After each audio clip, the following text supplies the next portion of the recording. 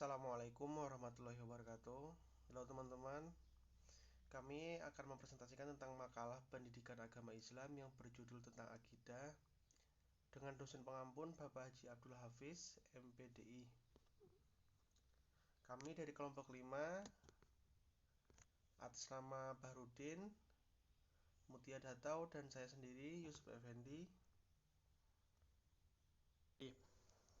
Oke teman-teman, kita langsung ke daftar isinya ya.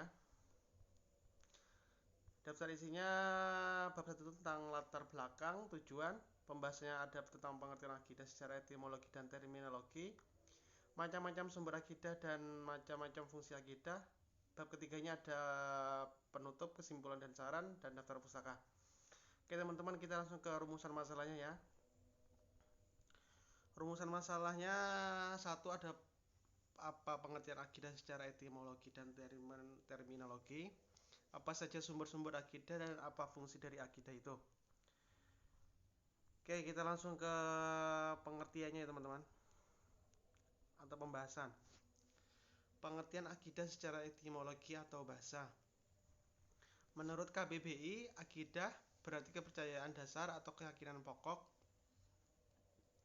Akidah berasal dari bahasa Arab al-ahadu yang berarti ikatan, at-tasikhu yang berarti kepercayaan atau keyakinan yang kuat, kokoh, ar-robutu bihuah yang berarti mengikat dengan kuat, al-ikhamu yang artinya mengkokohkan atau menetapkan. Dari pengertian akidah berdasarkan kata di atas dapat ditarik kesimpulannya, akidah menurut bahasa adalah kepercayaan atau keyakinan yang kuat yang terdapat di dalam hati seseorang, entah apakah yang ada dalam keyakinan orang tersebut benar atau justru salah. Dapat disimpulkan juga bahwa akidah merupakan keyakinan yang terdapat di dalam hati yang tidak dapat terlihat namun sebenarnya sudah pasti. Pengertian akidah secara terminologi istilah. Ini teman-teman ada beberapa pengertian akidah secara terminologi dari berbagai orang. Yang pertama menurut Hasan al-Banna, akidah adalah beberapa perkara yang wajib diyakini kepadanya oleh hatimu, mendatangkan ketentraman jiwa, menjadi keyakinan yang tidak bercampur sedikitpun dengan keraguan-raguan. Menurut Abu Bakar Zabir Az-Zairi, akidah adalah sejumlah kebenaran yang dapat diterima secara umum oleh manusia berdasarkan akal, wahyu, dan fitrah. Yang saya ada Imam Ghazali, jika dalam diri seseorang telah tumbuh akidah pada hatinya, maka mereka akan menganggap hanya Allah Subhanahu wa Ta'ala sajalah yang memiliki kuasa atas segala sesuatu, sementara segala yang ada hanyalah makhluk. Menurut Abdullah Azzam, akidah adalah meyakini dengan sepenuh hati bahwasanya beriman berarti tidak mengingkari adanya 6 rukun iman. Di antaranya adalah iman kepada Allah, malaikat, kitab, rasul, hari kiamat, serta khoda dan khadar. Menurut Ibnu Tarmiyah, akidah adalah sesuatu yang tertanam dalam hati, akan merasa tenang orang yang memilikinya, dan di dalam jiwa tidak sedikit pun menaruh prasangka ataupun keraguan. Yang F, menurut Abu Bakar Zabir Az-Zairi, adalah kebenaran logis yang mampu diterima manusia melalui akal, wahyu, dan juga fitrahnya. Dan kebenaran tersebut terletak pada hati senantiasa yang menolak dengan tegas jika ada yang bertentangan dengannya. Akidah adalah sebuah perkara yang sifatnya wajib untuk dibenarkan oleh hati dan jiwa, sehingga orang yang memiliki kebenaran tersebut akan merasa damai karenanya. Yang akidah bisa dikatakan sebagai keimanan yang terdapat di dalam jiwa, keberadaannya terikat dengan sangat kokoh, dan apabila terdapat keraguan atau prasangka, maka tidak dapat dikatakan sebagai akidah. Implementasi dari keberadaan iman atau akidah yang terdapat dalam hati jiwa muncul dalam bentuk ucapan lisan dan diwujudkan dalam bentuk perbuatan. Singkatnya, akidah adalah iman yang teguh dan pasti yang tidak ada keraguan sedikit pun bagi orang-orang yang meyakininya. Oke.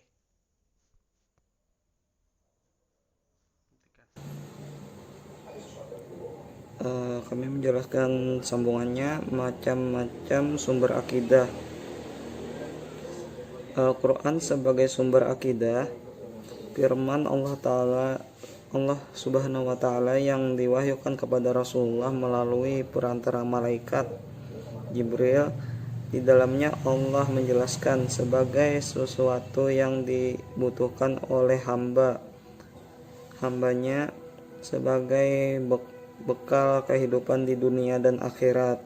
Ia merupakan petunjuk bagi orang-orang yang diberi petunjuk, pedoman hidup bagi orang yang berfirman, dan obat bagi jiwa-jiwa yang terluka, sebagai firman Allah Subhanahu wa taala Al-An'am ayat 115,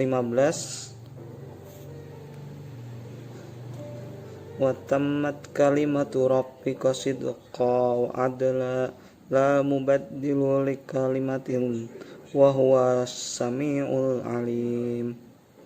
Dan telah sempurna firman Tuhanmu Al-Quran dengan besar dan adil, dapat mengubah firman-Nya, dan Dia Maha mendengar dan Maha mengetahui.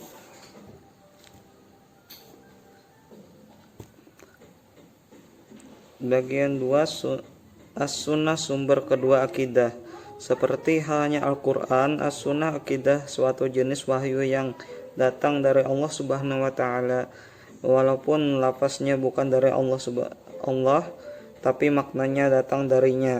Hal ini diketahui firman Allah Subhanahu wa taala An-Najm ayat 3 sampai 4. Wa ma yantiqu 'anil hawa inna huwa illa wahyun yauha.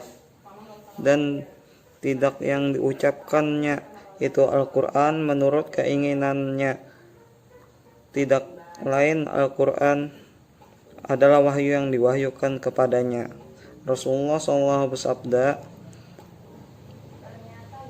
tulislah demi zat yang jiwaku berada di tangannya, tidak keluar darinya kecuali kebenaran sambil menunjuk lidahnya. Hadis riwayat Abu Daud. Yang menjadi persoalan adalah banyaknya hadis lemah yang beredar di tengah umat, dianggap mutiara, yang bukan berasal dari Rasulullah SAW, dinisbahkan kepada beliau. Ini tidak lepas dari usaha penyimpangan yang dilakukan oleh musuh-musuh Allah untuk mendapatkan keuntungan yang sedikit. Akan tetapi Maha Suci Allah yang telah mengangkat karuniaan As-Sunnah sehingga akhir zaman melalui para ulama ahli ilmu selain melakukan penjagaan terhadap ahli sunnah, Allah telah menjadikan As-Sunnah sebagai sumber hukum dalam agama. Kekuatan As-Sunnah dalam menetapkan syariat, termasuk perkara akidah, ditegaskan dalam banyak Al-Quran. Di antaranya firman Allah Subhanahu wa taala An-Nisa ayat 59 menjelaskan tentang ya ayyuhalladzina amanu atiiullah wa atiiur rasul wa uli amri minkum fa in tanratum fi syai'i faratuhu ilallahi wa rasuli inna kuntum tu'minu nabillahi wal yaumil akhir zalika khairu wa ahsanu ta'wila, yang artinya wahai orang-orang yang beriman, taatlah Allah dan taatilah Rasulullah Muhammad SAW dan ulil amri, pegangan kekuasaan di antara kamu. Kemudian jika kamu berbeda pendapat tentang sesuatu kebaikan pada Allah atau Al-Quran dan Rasul Sunnah. Jika kamu beriman kepada Allah dan kemudian kamu demikian itu lebih utama bagimu dan lebih baik dari akibatnya. 3. Ijma para ulama, sumber akidah yang berasal dari kesepakatan para mujtahid umat Muhammad SAW setelah beliau wafat tentang urusan pada suatu masa. Mereka bukanlah orang yang sekedar tahu tentang ilmu, tetap juga memahami dan mengamalkan ilmu berkaitan dengan ijma. Allah Subhanahu wa taala berfirman ada dalam An-Nisa ayat 115 yang bunyinya wa may yushaqiqir rasul min ba'di ma bayna lahul huda wa bayyat tabi'a ghaira sabilil mu'minina nulihi ma tawalla wa nuslihi jahannam wa sa'at masyira. Dan barang siapa menentang Rasulullah atau Nabi Muhammad setelah jelas kebenaran baginya dan mengikuti jalan yang bukan jalan orang-orang mukmin, kami biarkan dia dalam kesesatan yang telah dilakukan itu dan masukkan ia ke dalam neraka jahanam, dan itu seburuk-buruk tempat kembali.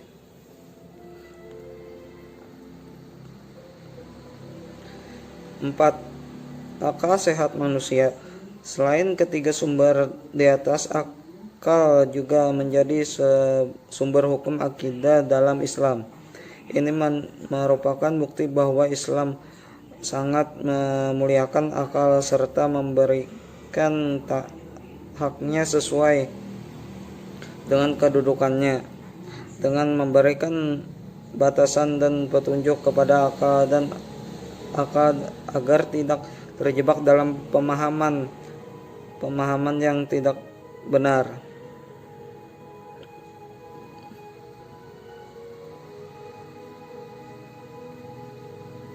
Pola membenarkan pelecehan terhadap kemampuan akal manusia seperti yang bisa dilakukan oleh beberapa golongan atau firqah yang menyimpang. Syekhul Islam Ibnu Taimiyah mengatakan, akal merupakan syarat untuk memahami dan kesempurnaan beramal. Dengan keduanya lah ilmu dan amal menjadi sempurna. Karena hanya saja ia tidak dapat berdiri sendiri di dalam jiwa. Ia berfungsi sebagai sumber kekuatan, sama seperti kekuatan penglihatan pada mata, dan jika mendapatkan cahaya iman dan Al-Quran seperti mendapat cahaya matahari dan api. Jika berdiri sendiri, ia tidak akan mampu melihat hakikat sesuai, dan jika sama sekali dihilangkan, ia akan menjadi sesuatu yang berunsur kebinatangan. 3. Fitrah kehidupan. Dalam sebuah hadis Rasulullah SAW bersabda, setiap anak yang lahir dalam keadaan fitrah, maka kedua orang tuanya yang harus membuat ia menjadi Yahudi atau Nasrani atau Majusi. Hadis riwayat Muslim. Dan hadis diketahui bahwa sebenarnya manusia memiliki kecenderungan untuk menghambakan kepada Allah. Akan tetapi bukan berarti bahwa bayi yang dilahirkan telah mengetahui rincian agama Islam. C. Macam-macam fungsi akidah. Akidah dasar fondasi untuk mendirikan bangunan. Semakin tinggi bangunan, semakin tinggi bangunan yang akan dirikan. Harus semakin kokoh pondasi dan dibuat. Kalau pondasi lemah, bangunan itu akan cepat ambruk. Tidak ada bangunan tanpa pondasi. Memiliki akhlak yang mulia, itulah ibadah sesuai seseorang yang tidak akan diterima Allah Subhanahu wa taala. Kalau tidak ada akidah Islam sangat menentukan bagi orang muslim, sebab dalam sistem teknologi agama ini diyakini bahwa sikap perubahan yang terjadi dalam perilaku dan aktivitas. Satu, akidah Islam merupakan landasan seluruh ajaran Islam. Di atas keyakinan di saat inilah dibangun ajaran Islam lainnya, yaitu syariah hukum Islam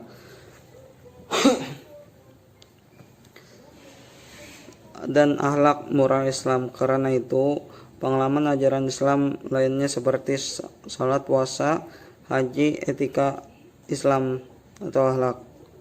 Dua, akidah Islam berfungsi membentuk kesalehan seseorang di dunia sebagai modal awal mencapai kebahagiaan di akhirat. Tiga, akidah Islam berfungsi menyelamatkan seseorang dari keyakinan-keyakinan yang menyimpang seperti bid'ah, khurafah, dan penyelewengan lainnya. 4. Menuntun dan mengembangkan dasar ketuhanan yang dimiliki manusia sejak lahir. 5. Akidah dapat menimbulkan optimus dalam kehidupan. 6. Akidah dapat menumbuhkan kedisiplinan. 7. Akidah berpengaruh dalam peningkatan etos kerja. 8.